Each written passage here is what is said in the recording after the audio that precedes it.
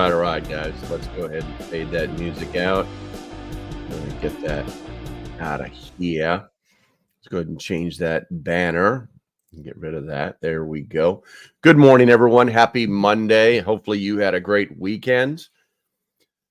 Oh, it's been an interesting weekend. So first and foremost, let's go ahead and say hello to everybody who has decided to check in. It's all much appreciated. We got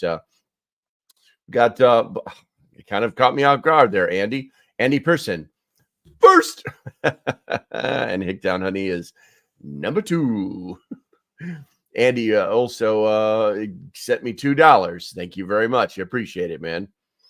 Let's see here. We're going to go ahead and roll on over here to the YouTube side. Looks like Laser deterred. And then over on the YouTube side, Debbie is first. Southern Tier Preppers number 2. West Virginia Pappy is deterred. We got Rose Stroller. We got Loretta. We got Ian. We got Beecher. And Southern Tier Prepper is omnipresent. Maybe. No, just here. But she says I'm 5x5, and that is great. Okay, so like I was saying, the weekend is it was a pretty eventful weekend for the world. But honestly, probably not really a lot of change. Let's see. Before we get too deep into this, for the people who will watch this on review, guys, the giveaway, the free Gordon survival kit, 12-piece emergency survival kit giveaway. I made a video on this 20 days ago. If you guys go find it and you type the word survival into the comments on that video, you will be, by the end of today, you will be entered to win. Now, you do have to be a subscriber to YouTube. And yes, I will know. I have the tools to find out. But then we'll do that drawing, and I'll announce it tomorrow.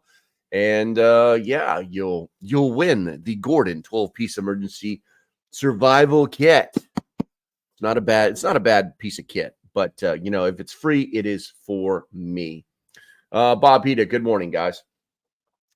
Make sure that you do find that. I think after this video is done processing, because it's live, I will add a link to the comments so that you guys will be able to find it later on today. For the people that do the rewatch or the after watch, or it's actually called something, but I can't remember what it is. Okay, so getting the morning started. And once again, Andy, thank you for that $2 that you sent me on the Rumble side. I didn't know that. I often forget that that's a thing. All right, so in the stupid news, let's go ahead and cover that first. Stupid news: International Criminal Court arrest warrant for Netanyahu and the leader of Hamas. Oh no, another court that thinks that they're can run the world. Iranian president is dead. Good, bad, indifferent, don't know. 3,500 aliens were released yesterday into the country. Over 1,500 of them used the CBP app to gain access. The failed Senate border bill is back. Old Chucky Schumer is going to try and bring it back so that they can say, well, we're trying to do something, and these darn red tie people are stopping us. Get out of the way. That's what they want to do. That'll be all the the press secretary will be talking about today. Oh, and last but not least, Americans' net worth went up 16% within Trump's first year. Your net worth went up 16% within Trump's first year. This thing is not on here too tight. I have to do something with that. How's that look? Within his first year, under Americans' net worth went up 0.09% under Biden's administration over the last 3 years. So under Biden's administration, you are actually worth less, which seems appropriate. It seems appropriate for all the crap that they're doing these days. Okay, guys, stupid news complete. What do we got here? Deanna showed up. Good morning, young lady. Nice to see you. West Virginia Pappy, maybe omnipresent, which is always a good thing. So the title of this one was, it was actually kind of hard to come up with the title, to be honest with you. But it was "Don't Buy This." Third World. It's called the Third Worldization, basically changing the world into a third world, and things are falling apart in what we can expect. So if we go ahead and start with that right there, there's actually a method to the madness of what I'm going to talk about here. I mean, this mic is in the right place, but kind of not in the right place. It's kind of weird. So There we go. It looks like everything's stop it. My these Windows 11 machines are such a pain in the ass. You just grab one window and move it around. It's like, oh, you want to do this? You want to do that? You want to do this? It's so freaking crazy.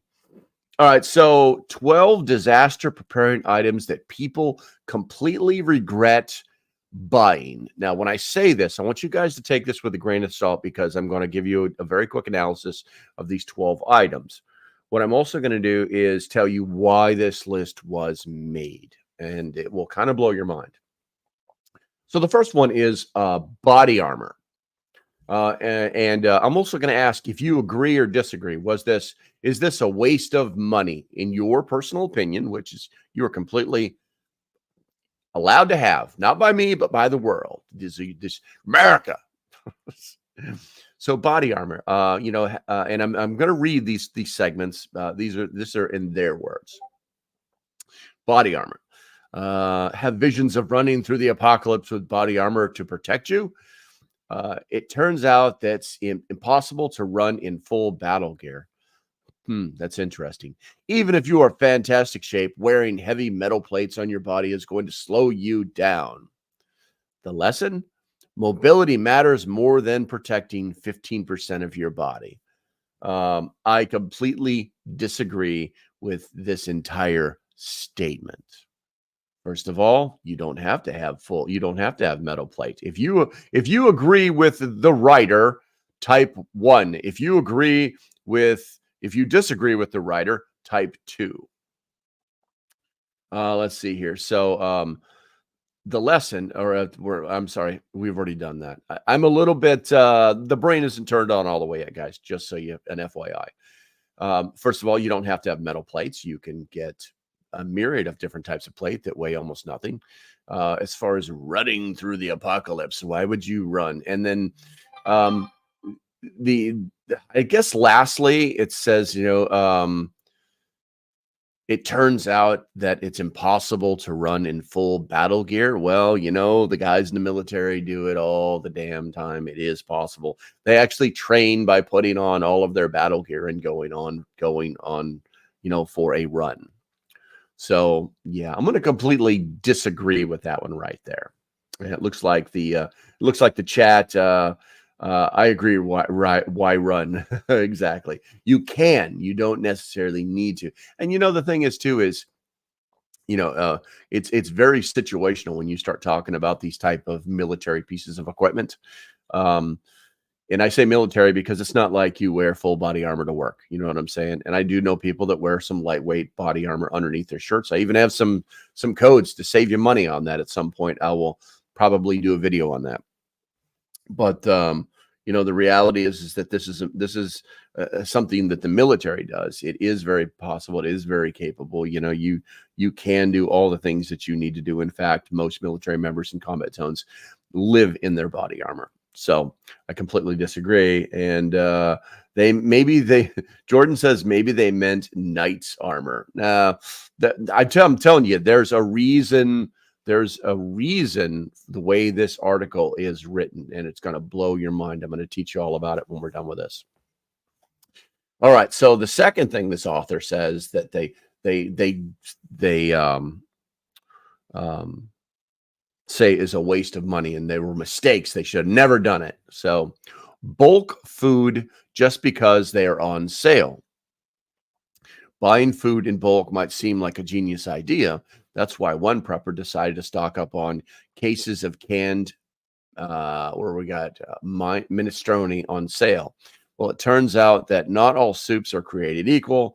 When he went to try one of the cans, it was one of the worst things he ever tasted. The lesson? Try foods before you buy cases of them. Okay, so I'm going to go 50-50 on this one right here, guys. Once again, if you agree with, and let me explain too before you type in the chat. If you agree, type 1 with the author. If you disagree, type 2 with the author. So I'm going to go 50-50 on this one. And the reason is because the paragraph is written very subjectively. You have to really pay attention to it. It's really badly written. It's because the title is just bulk foods just because they're on sale. Well, you know what? I will buy bulk foods if they're on sale because it's going to save me money. It's food insurance. Okay. But I'm also not going to buy food that I don't like, that I don't eat all the time. I'm not going to buy, you know, I'm not going to buy a bag of oats. You know what I'm saying? I mean, it's, I think you think you know where I'm going with that. It's, you should be storing the food that you consume, that your family consumes, that you're going to eat. Don't buy a can of freaking, bare knuckle soup because it's 3 cents. You know what I'm saying? You're never going to eat it. So, all right. Catitude made it. Good to see you, young lady. Where we got here? Looks like we got 312 left. I stock what I eat, but will buy risks occasionally. Well, that's just it. It's a risk, but you know it is. You know it's a risk, so it's still a good deal. Let's see here. Andy says, same 50-50, but you'll eat most anything in a pinch. Bradley says, I say it's better to taste horrible than starve, but I'd rather save money when it's what I like. Absolutely. Yeah, there's a bit of a conundrum with this one right here, but like I said, this is all going to come out in the wash. All right, so the next one, it's titled prepping kits. And when we say prepping kits, like this is a prepping kit. You see the 511 tactical bags, the little square ones, and they fill it full. This has 34 items in it. That's what they're talking about. So the author writes, pre-made emergency kits seem like a good idea or a good way to stock up quickly, but those kits targeted at beginner preppers are complete garbage. The lesson: assemble your own kits with items that are actually good quality. All right. Once again, I'm going to go 50-50 on this one right here because, this one right here, this is a good little kit. This is a good little kit. It's not perfect, but it will get the job done. It's in a case. You can stick it someplace in your car and forget about it completely. But there are, but build your own. Maybe you start off with one of these kits and then you add to it or you take away. I mean, you guys have seen me throw the bottle strap out the window. It's some of it's crap, some of it's not. If you think that these kits are a complete waste of money, then type 1. If you do not, type 2. Read in the chat, generally agree, but if you need it quick, get a kit and add to it as needed. Exactly, Hicktown. Exactly. And you guys have seen me do that too, where I will just what was it? The kit that I built for prep stock that I'm going to be giving away. It was a $30 kit, and I tore through it and threw away some junk. In fact, I'm going to make a junk bag, and I'm just going to give it to somebody during prep stock. I tore through it, and then I added the things that I thought should be in it, and then so now it's actually a better kit. Let's see here. Andy says, I usually buy a 4-pack of canned beef and a pack. Oh, excuse me. I didn't sleep too great last night, guys. If you can't tell, I'm a little slow. I usually buy a 4-pack of canned beef and a pack of canned chicken from Sam's every visit. Gotcha. Smart. 6-pack. The 6-can rule, bro. The 6-can rule. It looks like we've got some 2s over on the YouTube side. All right, let's see here. Number 4 is the cheap or knockoff version of anything. We all love to save money, but if your gear breaks on you the first time you use it, you will spend a lot more in the long run. The lesson: when your life depends on the item, quality matters. I'm going to say this is it's hard to really put your finger on this one because I want to say yes, I absolutely agree. I would say probably 80-20 agree. But I also think that it's subjective because, I mean, if you know something's junk, why would you buy it? Like if you know that that's like a cheap plastic version of, the carbon fiber version that actually is the norm. You know what I'm saying? It's like, why would you buy it? So the cheap knockoff version, I would say that the less expensive version of many things work very, very well. Let me give you a classic example of that. One of the things that I keep in my vehicle are tire repair kits. The actual, like if you got a nail in your tire, you've got the tool for roughening up the hole. I guess it's more like it's almost like an auger or a round file. And then you've got the tool for pressing the plug into the tire, and then you've got the glue. Well, that kit is generally good for one use because the way that they put these tools together is very, very cheap. Like I said, they're normally good for like one use. And in most cases, I've actually had to, it's like a T handle, if you guys are familiar with it, start to use it and it will break. And then I actually have to get the vice grips out of my toolkit and then hold that and then put it in there. I don't, a lot of times, if I, it really has a lot to do with time, but if I get a flat tire someplace, I'll pull off on the side of the road and I'll just fix it versus changing the tire, because now you have nothing and you'll have to fix that tire sooner or later. And it's so easy.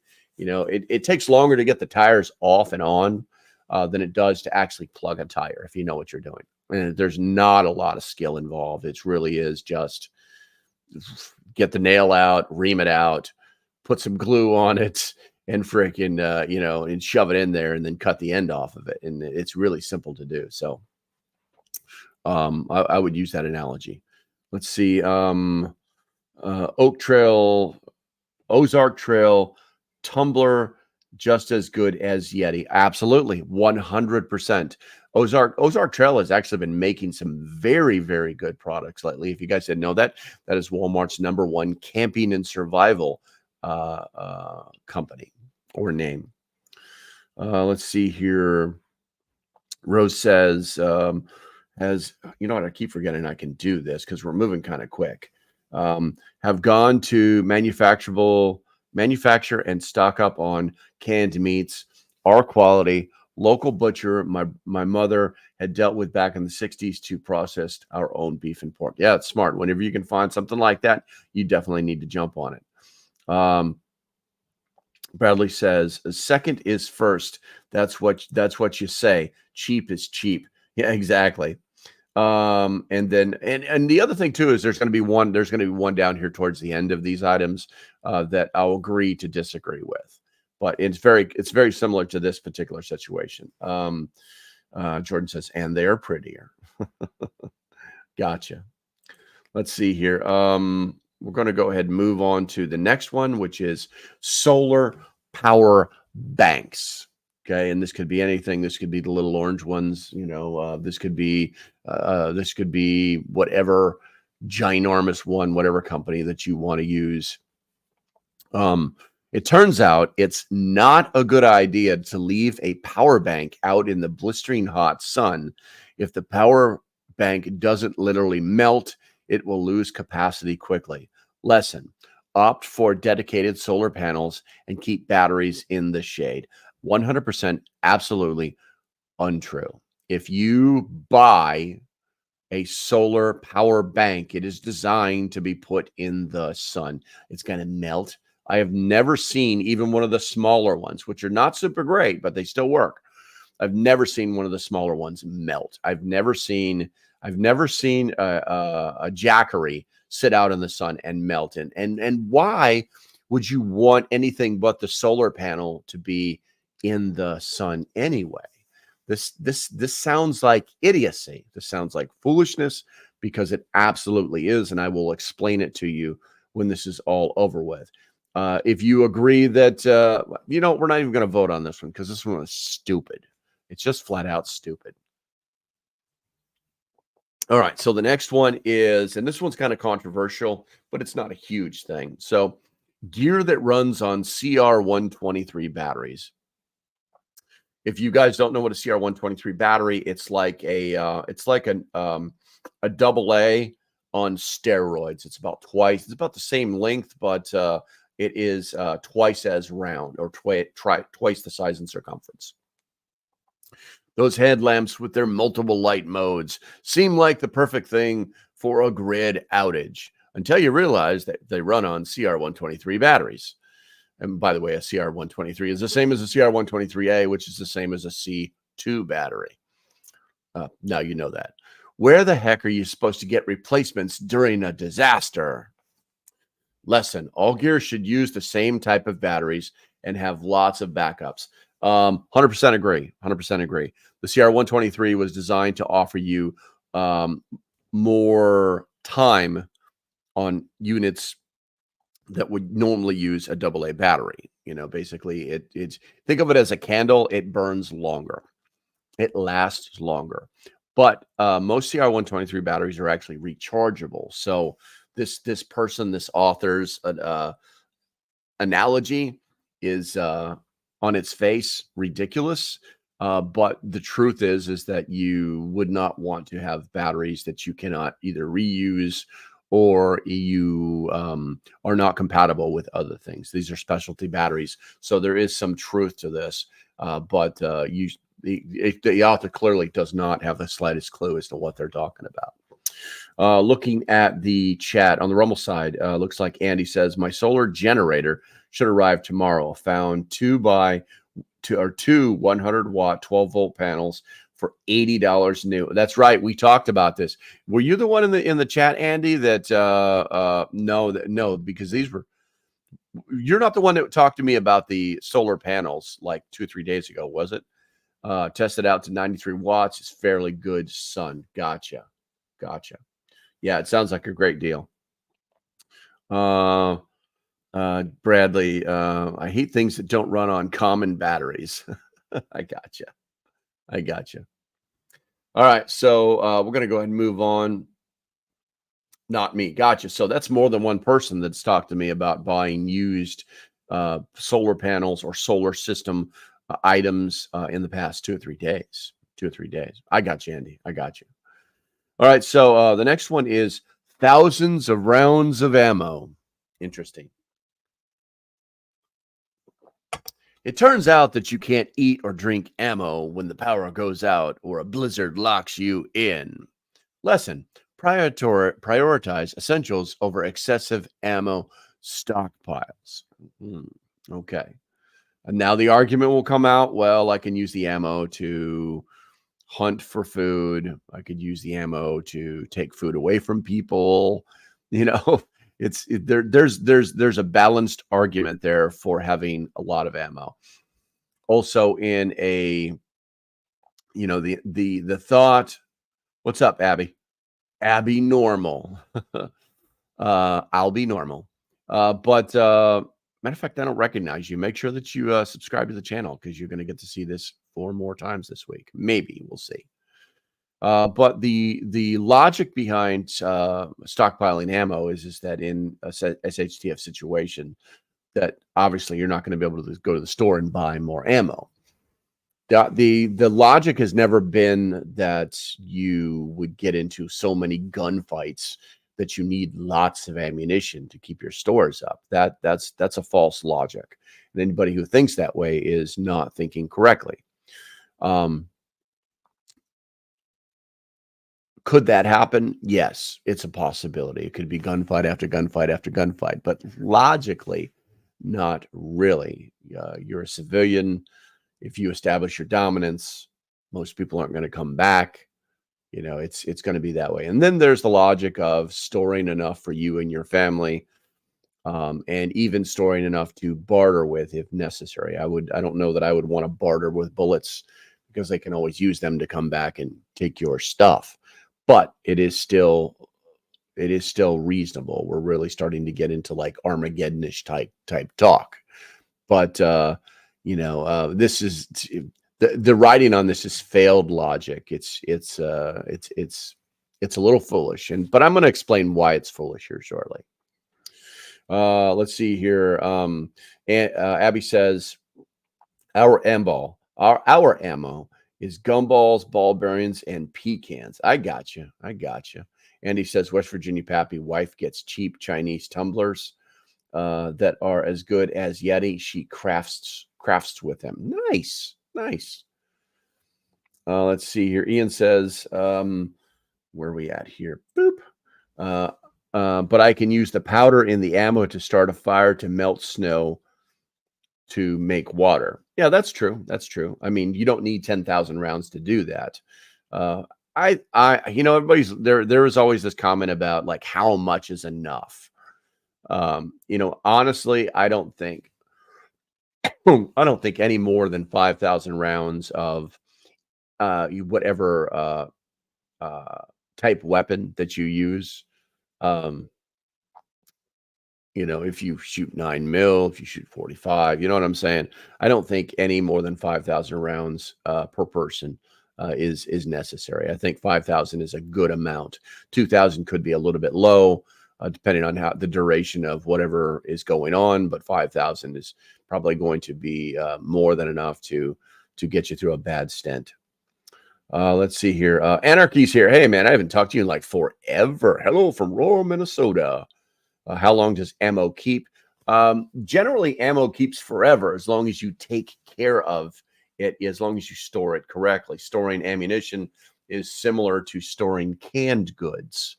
You want to keep it out of it in a dry, cool environment, away out of the sun, and yeah, that's it. Now there is some Soviet era AK-47 ammunition that has acid on it, that the ammunition will eventually go bad.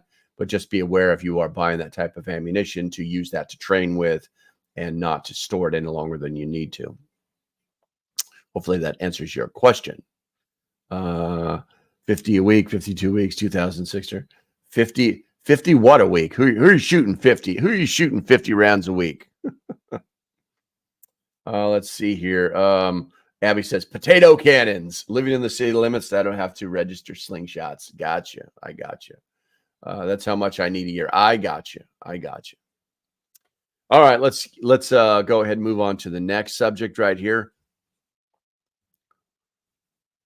Oh, this was so stupid. This one was so dumb. It's crazy. It's crazy. I got you, Jordan. So there's something called a bow mag bullet tipped arrow. Basically, it's an arrow that has a bullet on the end of it, and the primer is got a little firing pin that's based up against the shaft of the arrow. And when you fire the arrow at something, it goes and it hits the target, and then that sudden stop of the arrow activates the primer and then fires a bullet into the target. So bullet tipped arrows, that sounds cool until you realize that you'll completely destroy your arrows. And why would anyone choose arrows when you can just use a firearm? These are the same words written by the same person that literally just said don't have lots of bullets.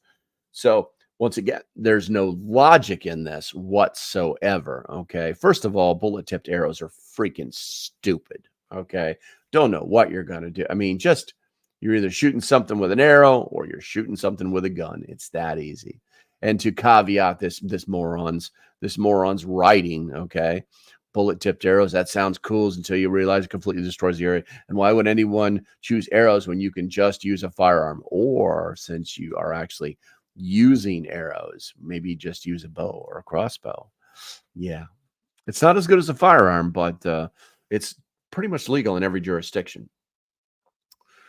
Let's see here. Matter of fact, if you think bullet tipped arrows are something that you want to use in an SHTF situation, type 1 in the chat. I'll wait.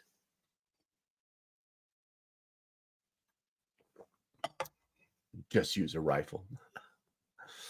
I like my crossbow and my rifle. Yes, absolutely. Andy Pearson says we got to win. We got to win on the ATF rule to make everyone follow the FFL background check. Yeah, I heard that some good things are starting to happen, but eventually everything makes its way to the Supreme Court, and that's where it has to happen. And it's normally very convoluted, and people don't understand what actually happened.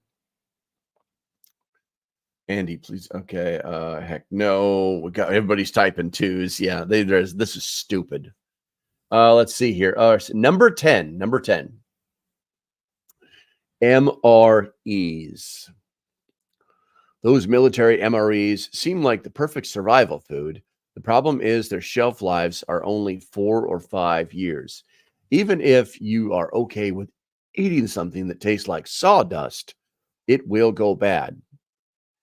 On a cost per calorie basis, that's a lot of money wasted. The lesson: you are better off stockpiling pantry items in Mylar bags with oxygen absorbers than these last 25 plus years and end up cheaper. Okay, so I'm going to go 50-50 on this one right here, guys.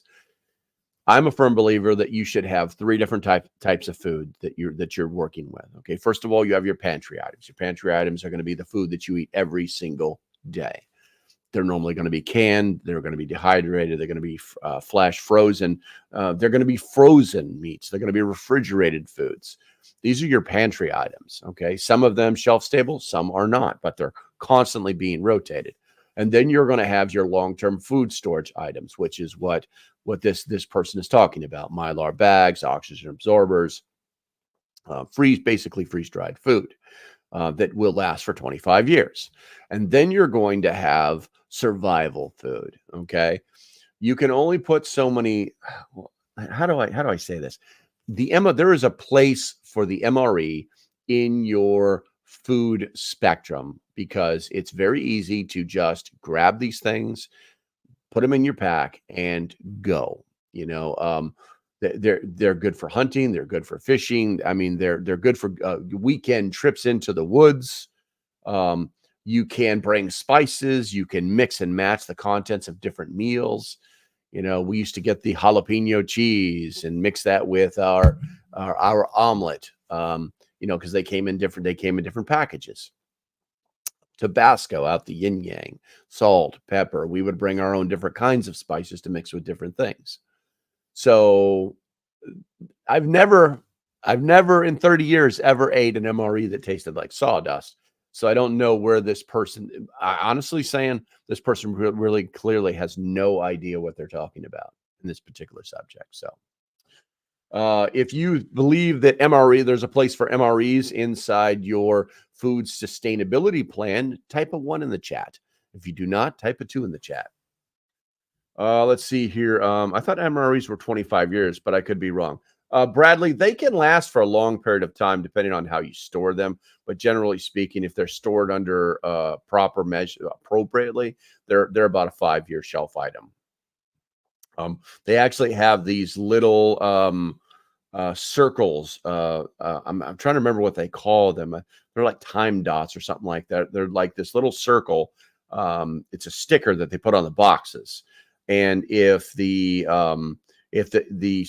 circle turns all the way black, they have been exposed to too much temperature over a certain period of time and are not generally considered not good anymore. People will still eat them, but they generally think of them as not being good anymore. That the military will throw them out if that sticker changes. It's like an inspection thing, and they do inspect them. I think they want to inspect them after the first 2 years, and then every year after that until that sticker goes completely black, and then they toss them.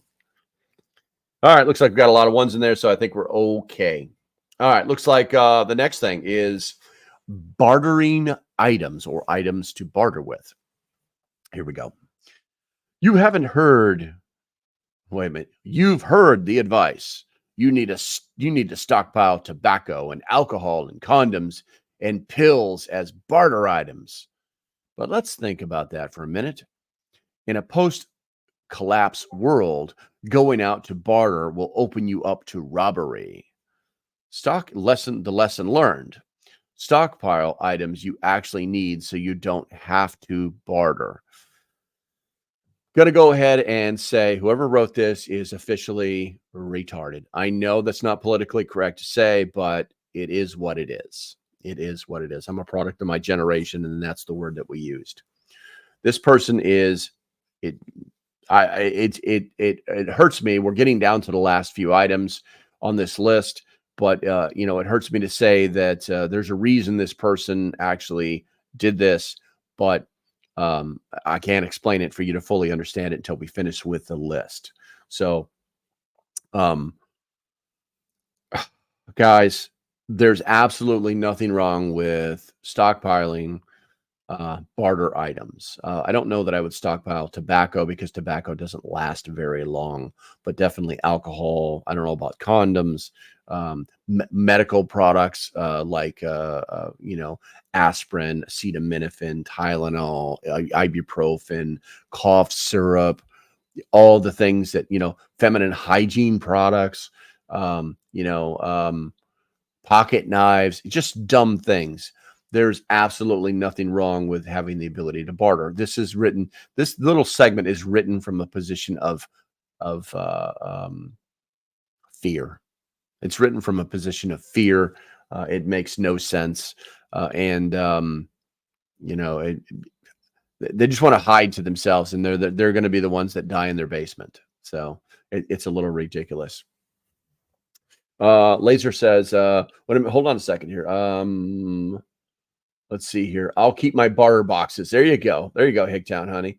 Andy says condoms are a yes. The others are a but yes. Barter items are a small thing. Fire starters, basic OTC items, sweets. Exactly. Laser says, did an elitist write this article? Sure seems like it's steering us away from prepping. Kind of. Like I said, I got one. I got to think of there's one more thing on the list I got to talk to you about, and then I'm going to tell you why this person actually wrote this list. Andy Pearson says, this author is retarded, LP, or they're most likely a tool for the state. One would think. Let's see here. Rosie or Rose says, barter is necessary. What you do if supply lost or medical issue. Absolutely, 100%. I completely disagree with this dipstick who wrote this article. It's dangerous the way it's written, but it's better to do it this way and then explain what I'm doing afterwards so that you guys will get the full effect. Let's see. Jordan says, sounds like those future cult, which one? Sounds like those future cult leaders with dreams of grandeur. And then she also writes, I think it was written by a city kid with no space. Very, very possible. Very, very possible. West Virginia Pappy says, we Todd did is what we are saying. I got you. We Todd is. I got you. I got you, man. Yeah. Okay. Last but not least, this one is kind of weird, but I'm going to go ahead and say it anyway. So number 12, the K-bar knife. The U.S. Marines use it, so it must be good, right? It turns out the K-bar knives are too large and unwieldy for most people. The lesson: buy things that make sense for you, not because some survivalist recommends them. First of all, I've never ever in my life seen a survivalist recommend the K-bar knife. Okay? The K-bar knife is designed for fighting. It's a fighting knife. That's why it is its size. That's why it has a blood groove on it. That's why it has this particular shape. Sure, it can open an MRE in a heartbeat. Sure, it can dig a hole. It can do lots of things. It's a good utility knife. It's not my favorite knife because I've snapped a lot of them. But it's a fighting knife. So it's not a survivalist's knife in any way, shape, or form. Someone clearly told this person to buy a K-bar knife, and they're like, "Oh my God, it's so big." I know there's like zero logic in this statement, zero logic in it whatsoever. Overall, the K-bar knife is a good field knife but it's designed for, stabby, pokey type stuff is what it's designed for. So if you like the K-bar, carry the K-bar. It's that easy. I carried one for years. I can't say that I like it. There are knives out there that are in the either field or bushcraft arena, in the survivalist arena, in the prepping arena. There are knives out there that are 100 times better than the K-bar.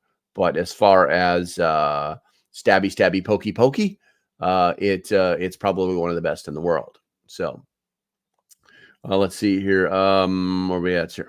K-bar machete with a Swiss Army pocket knife is better. Gotcha. I think Another watched a little too much Rambo. The author watched a little too much Rambo. Okay, guys. So getting to the meat and potatoes of this particular article, I brought it to your attention because of two reasons. One, opinions can go either way. They're speculative. Opinions are normally based off of a single person's view of a particular subject. It doesn't mean it's right. It doesn't mean it's wrong, but it does mean that it's subjective. Now, the real reason that this article was written is the things that you didn't see. Okay. And that's also one of the reasons that I've stopped putting things on the screen for you and just reading, and you can listen, because a lot of you just are just listening at work anyway. So, is that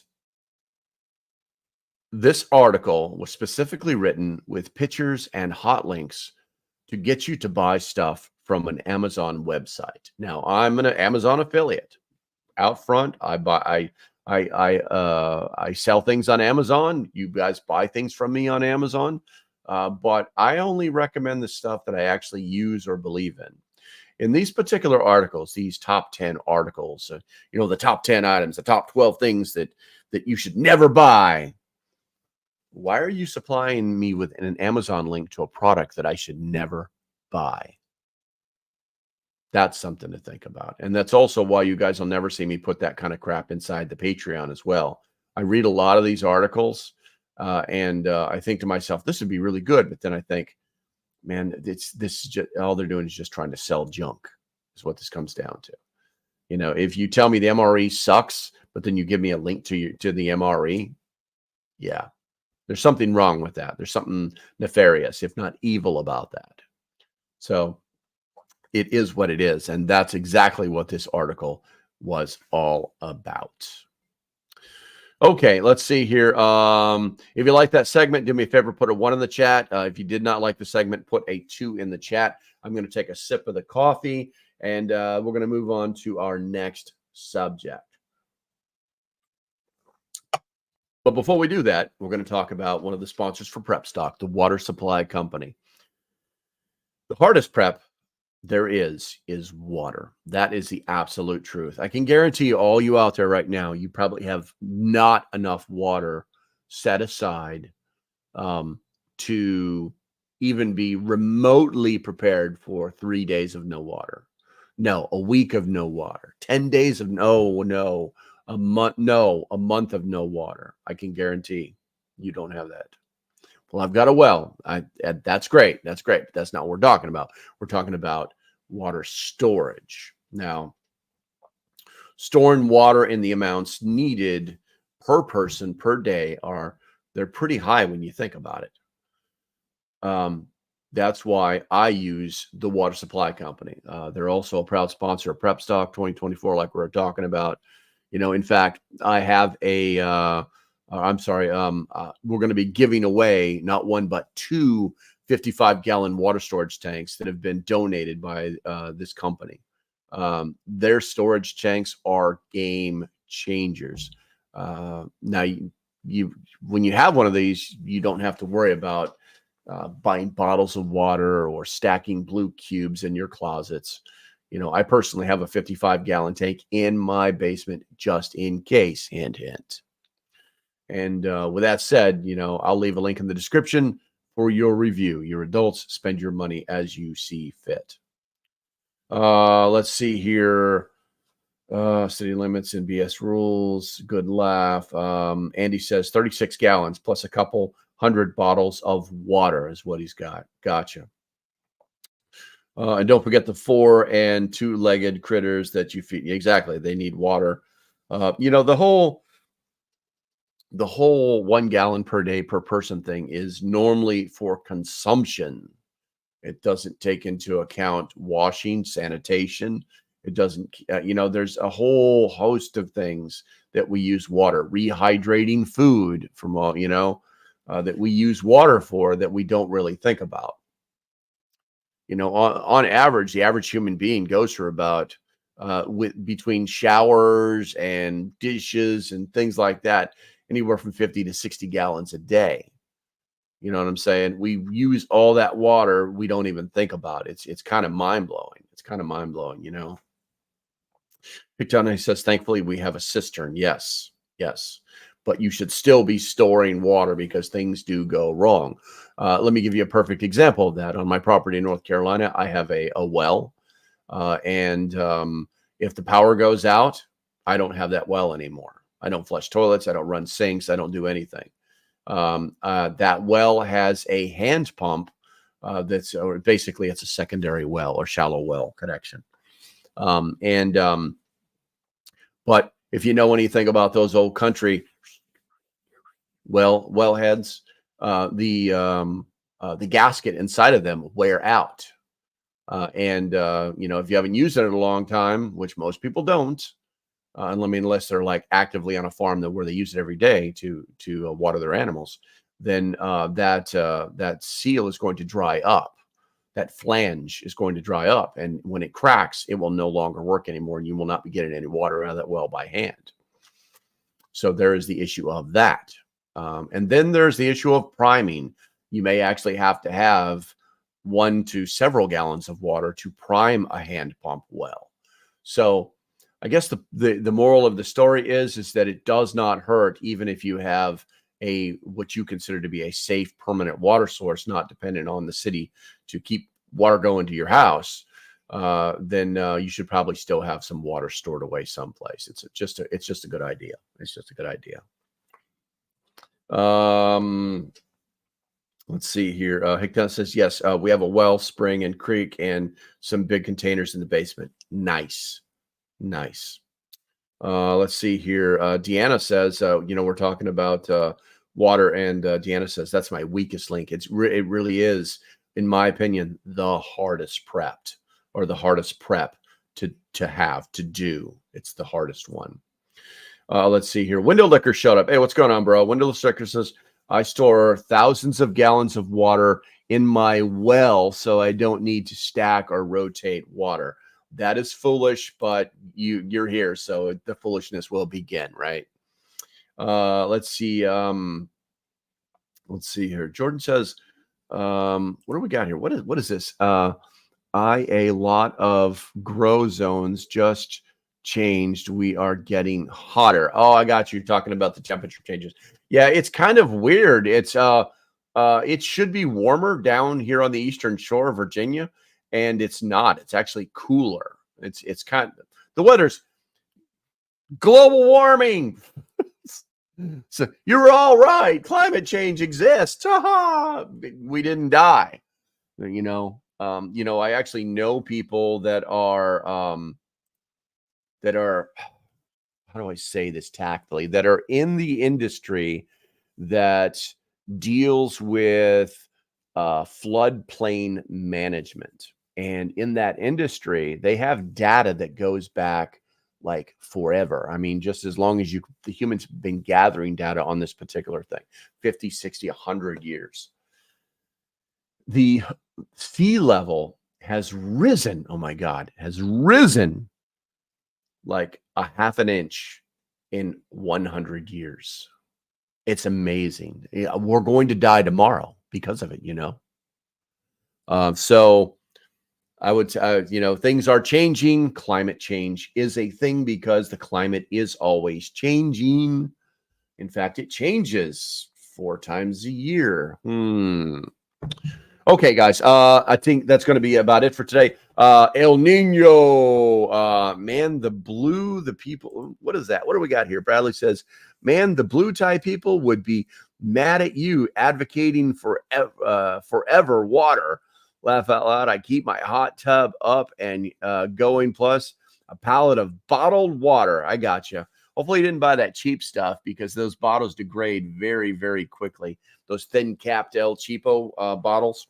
All right, guys, lastly, like I said, for the people that are either new to the channel or haven't got in on it yet, today is the last day that you can enter to win this. You need to go back. I'm going to put a link in the description after this video is done processing through YouTube. Obviously, it's alive.